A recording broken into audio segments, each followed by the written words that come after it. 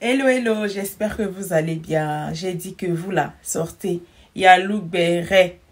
J'ai dit, affaire de deux personnes qui se sont déjà vues nues. Quand on dit ne mettez pas vos bouches dedans, vous n'avez pas encore compris. Hein? Vous n'avez pas encore compris.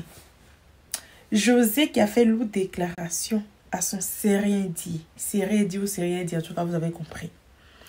Et sur la toile, les kpakpato, les djata, les tout. Ils sont venus parler dedans.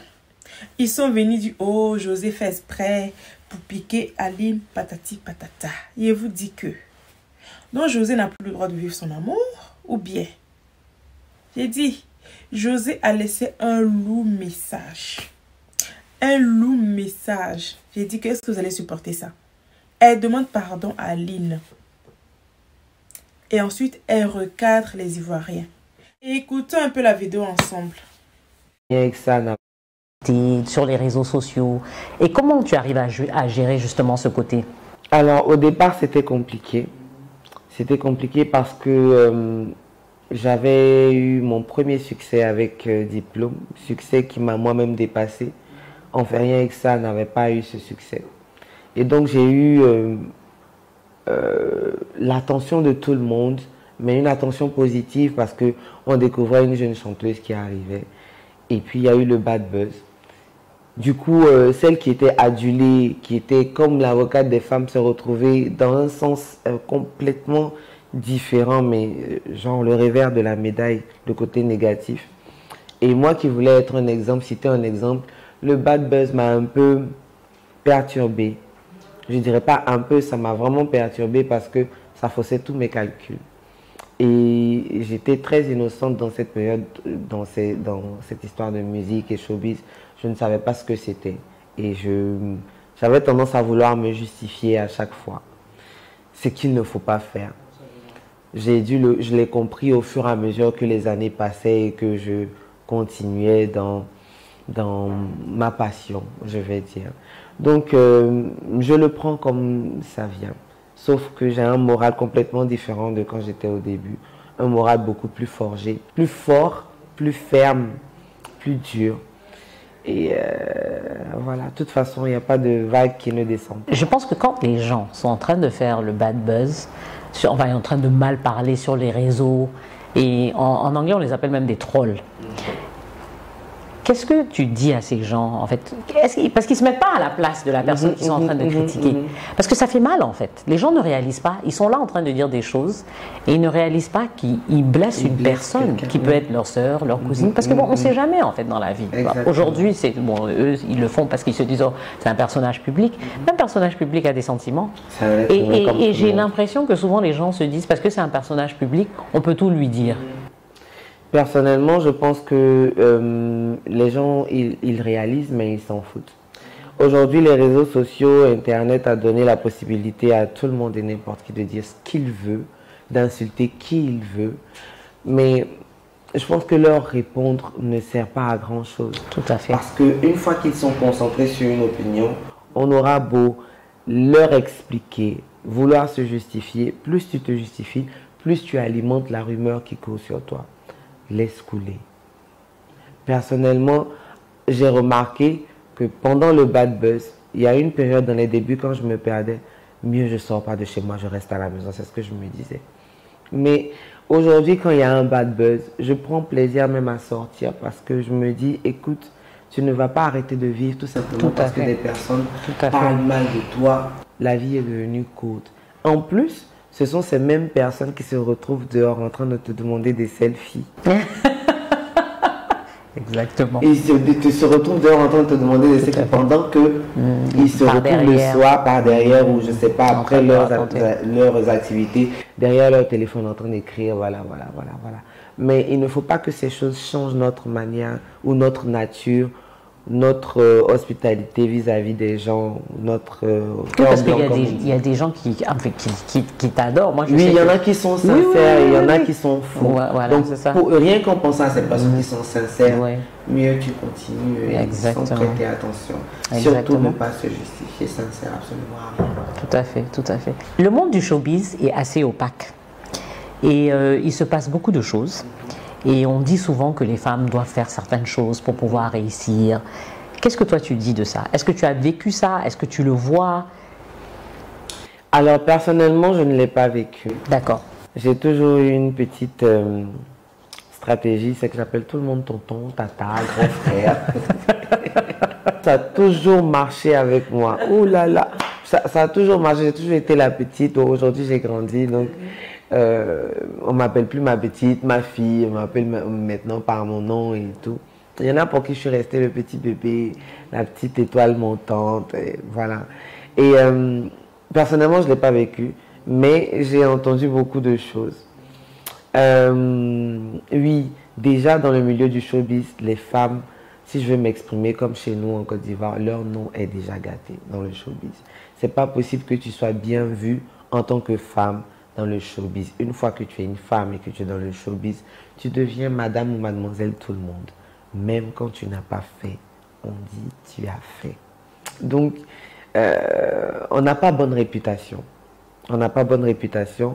Et j'ai déjà entendu plusieurs histoires de droits de cuissage dans le milieu du showbiz. Oui, c'est ça en fait. Mais ça n'a pas été mon cas.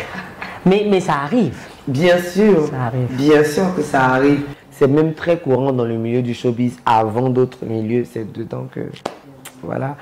C'est dedans qu'on trouve ça d'abord, avant que ça aille ailleurs. Et donc, quelles sont, pour une jeune dame qui te regarde, qui veut devenir artiste, des jeunes filles, parce qu'elles sont toutes en admiration, parce que vous êtes les idoles. Je ne sais pas si vous savez, mais vous êtes, quand je dis vous, je veux dire les artistes, les artistes, les chanteuses, oui. les actrices. Vous êtes les idoles de ces jeunes dames.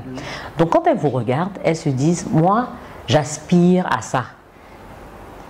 Toi, quel est le conseil que tu donnes à cette jeune dame qui te regarde, qui se dit « Je veux être comme José, je veux être comme tant, je veux être comme... » D'accord. En tout cas, moi, j'ai une jeune fille devant moi qui m'adule, qui aimerait vivre la vie de José en tant que chanteuse, aimée et tout. Je lui dirais « Ma chérie, après toi. » Moi, si j'avais eu quelqu'un pour me donner ce conseil avant de rentrer dans ce milieu, j'aurais bien réfléchi avant de me lancer corps et âme, parce que ça a été comme je me suis cogné à un mur lorsqu'il y a eu mon premier bad buzz. Je me sentais perdu. Je me disais, mais qu'est-ce qui se passe? Ça faussait carrément mes plans. Et donc, comme je ne veux pas qu'elles vivent la même chose que moi, j'aimerais leur dire de s'apprêter. Parce qu'une fois que tu rentres dans le milieu du showbiz, tu ne t'appartiens plus toi-même.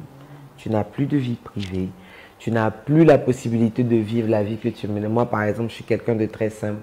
Je suis la jeune demoiselle qui aime se balader en sandales, avec un pagne autour des reins, à l'africaine, quoi. Cheveux ébouriffés, mal maquillés, ou alors pas du tout maquillés, Et c'est des situations auxquelles elles doivent se préparer parce que tu dois être toujours parfaite devant la caméra. Et donc, si on ne peut pas t'attraper, en fait, à un moment où tu as couru pour aller faire une course et puis un photographe si te voit, tu refuses, photo, ouais. Si un fan vient te voir et que tu refuses, automatiquement, tu deviens « Ah, elle est gonflée, je vais demander une photo. » Pourtant, tout simplement, tu n'es pas juste dans les conditions, tu aimerais qu'on te voit dans ton meilleur jour. Ça, c'est un. Deux, attends-toi à des propositions indécentes. Parce que qui dit femme du showbiz, dit tous les yeux sont sur toi. Donc, il faut que tu sois belle. Mais si tu es belle, forcément, tu vas attirer beaucoup de personnes autour de toi. Il faut savoir que non, mais tu es en proie à toutes les rumeurs qui puissent exister, des pires aux bonnes.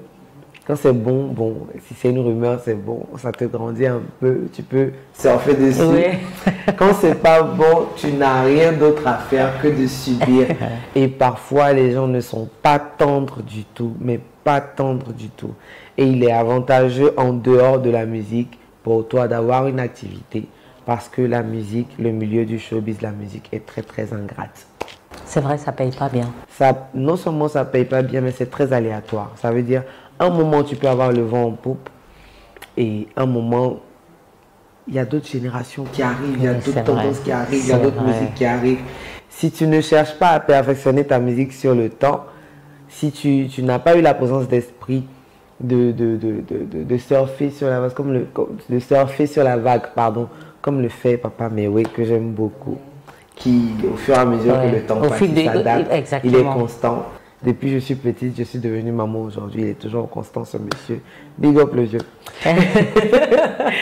Et si tu n'es pas comme ça, tu ne vas pas comprendre quand les autres vont venir, en griffe, ils vont mousser et toi, on ne t'appellera plus sur les spectacles parce que ta musique est dépassée. Il faut que tu, avec l'argent que tu amasses, que tu prépares ton lendemain et reste égal à toi-même. Reste ouverte, il faut apprendre à garder le sourire, même quand tu sors de chez toi et que tu es fâché. Même quand sur la route, un chauffard t'a énervé, le moment où tu vas tourner la tête pour voir un fan, il faut que tu sois capable de sourire pour dire salut.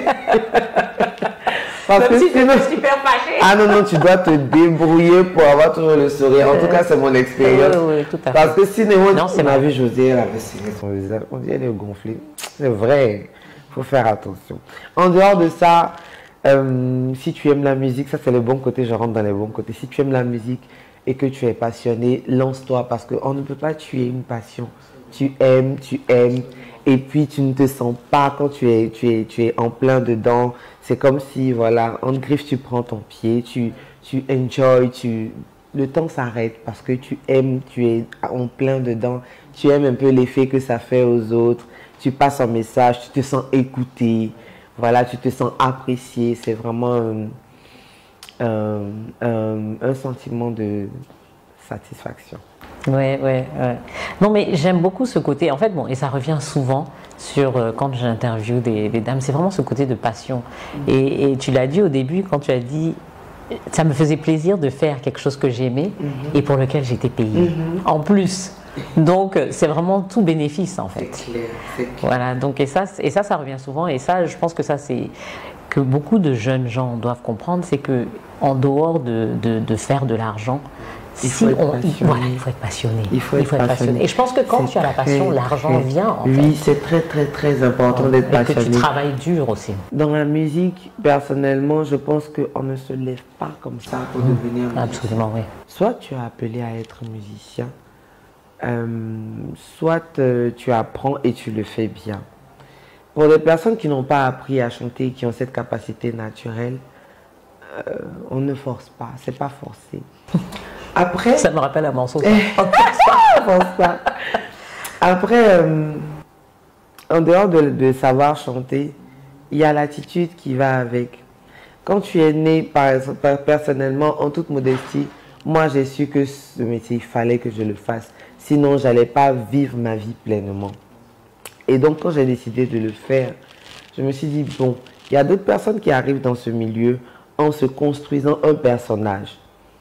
Est-ce que je suis capable de le faire?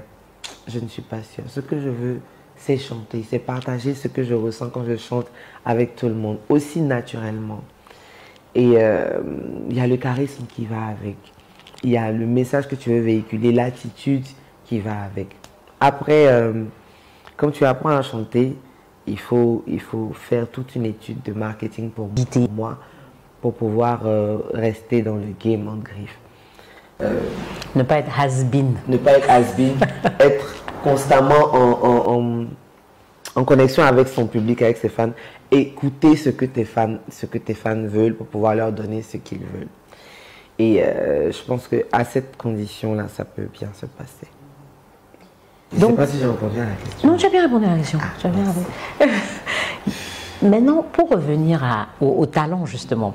Donc, tu chantes en BT, tu chantes en Lingala, tu chantes en Djoula. Ce ne sont pas tes langues, en fait. Mais comment tu arrives à chanter dans toutes ces langues? Alors, en tant que passionnée, je suis sensible à tout ce qui est joli dans la musique. Et si je veux prendre l'exemple du Lingala, je trouve que c'est une langue qui est très agréable quand elle est chantée. Tout à fait. Déjà, quand on parle, c'est une langue qui est mélodieuse pour moi.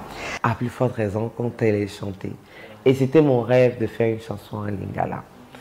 La chanson en Bambara, en Diola, oui, Nanyuma.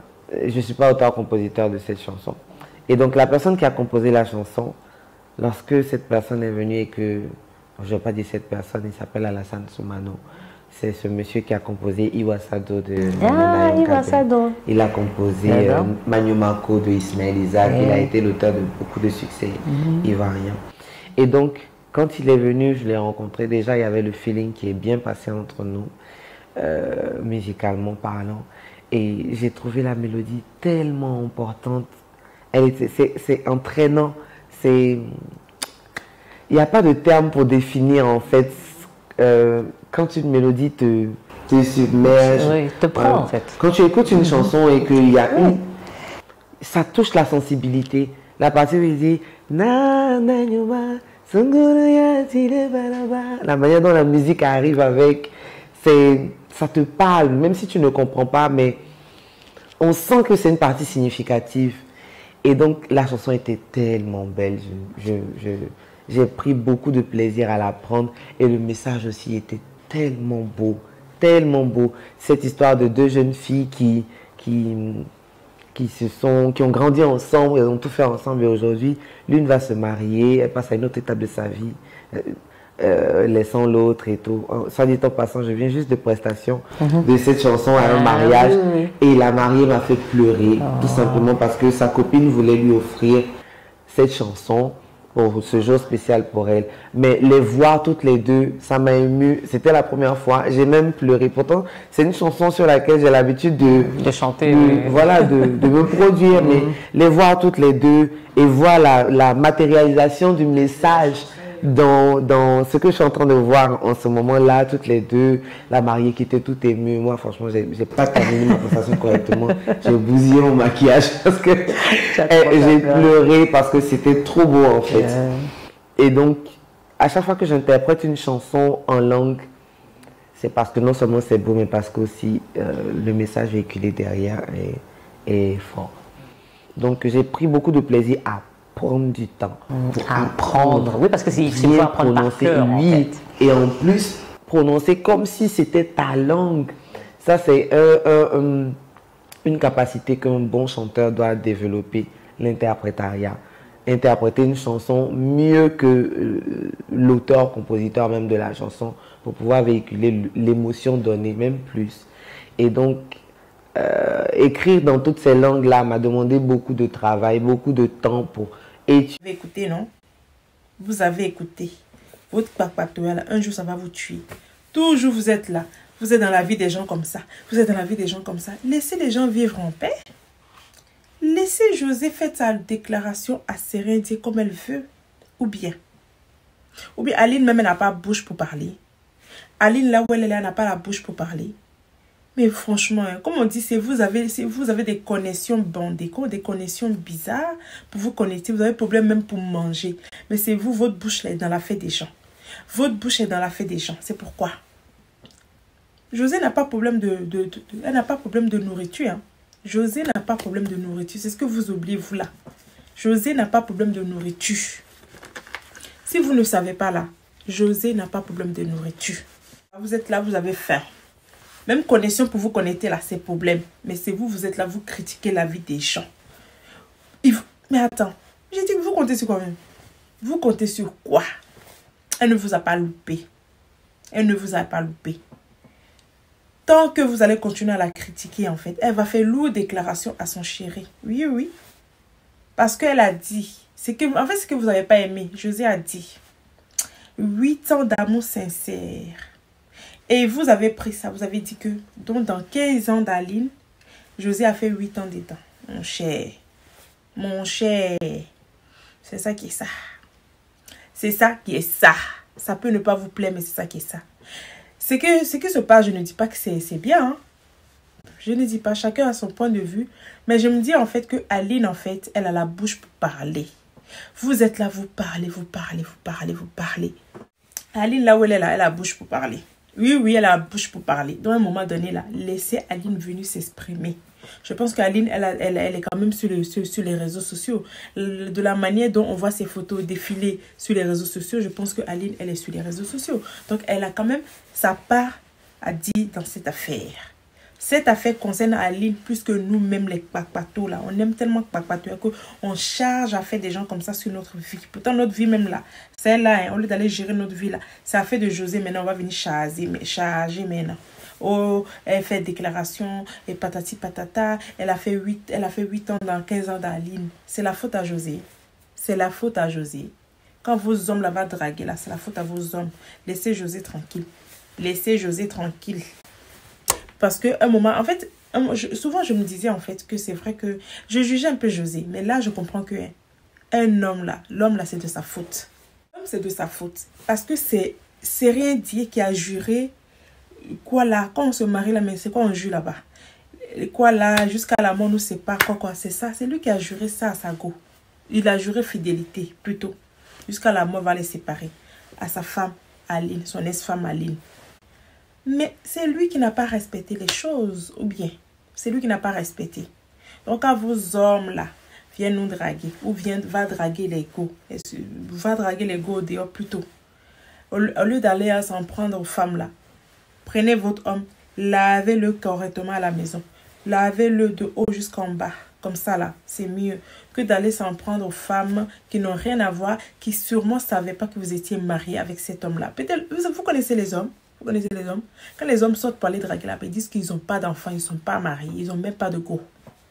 C'est ça, en fait. C'est des gens qui disent qu'ils ne sont pas mariés. Ils n'ont pas d'enfants. Ils vont régner même leurs enfants. Ils sont capables même de dire que leur parent est décédé, leur papa est décédé, leur maman, leur tante, tout. C'est une façon de parler. Juste pour draguer. Vous connaissez les hommes. Vous connaissez les hommes. Donc, lâchez un peu les baskets de José à un moment donné. Vous êtes là, vous êtes dit le karma. Vous êtes le karma. C'est Dieu seul qui sait ce qui va se passer avec José. Ou peut-être rien va se passer avec elle. Voilà.